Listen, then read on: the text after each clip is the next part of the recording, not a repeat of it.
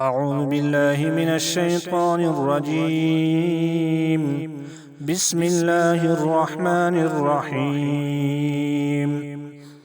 يوصيكم الله في أولادكم للذكر مثل حظ الأنثيين، فإن كن نساء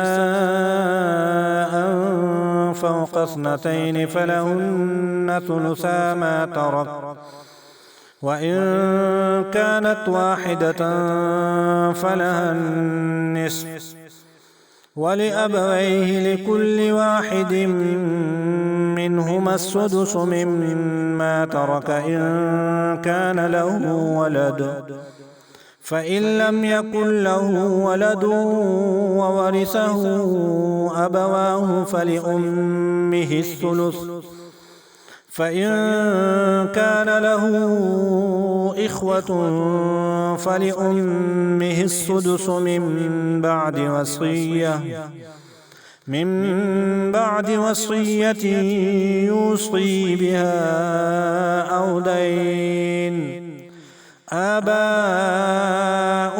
وأبناؤكم لا تدرون أيهم أقرب لكم نفعا، فريضة من الله، إن الله كان عليما حكيما. ولكم نصف ما ترك أزواجكم إن لم يكن لهن ولد، فإن كان لهن ولد فلكم الربع مما تركن من بعد وصية يوصين بها أو دين. ولهن الربع مما تركتم إن لم يكن لكم ولد، فإن كان لكم ولد فلهن الثمن مما تركتم من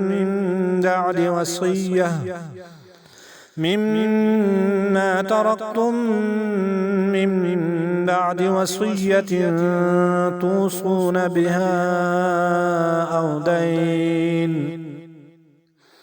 وإن كان رجل يورث كلالة أو امرأة وله أخ أو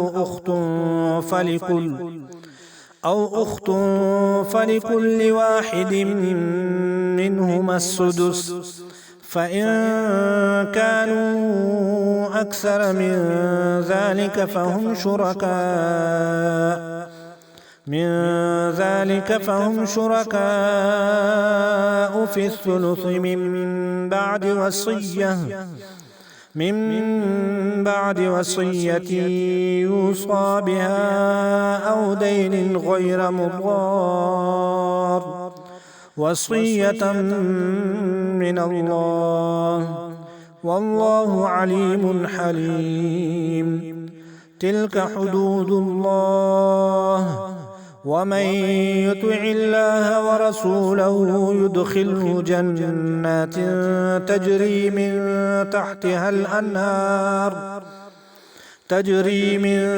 تحتها الأنهار خالدين فيها، وذلك الفوز العظيم. ومن يعص الله ورسوله ويتعد حدوده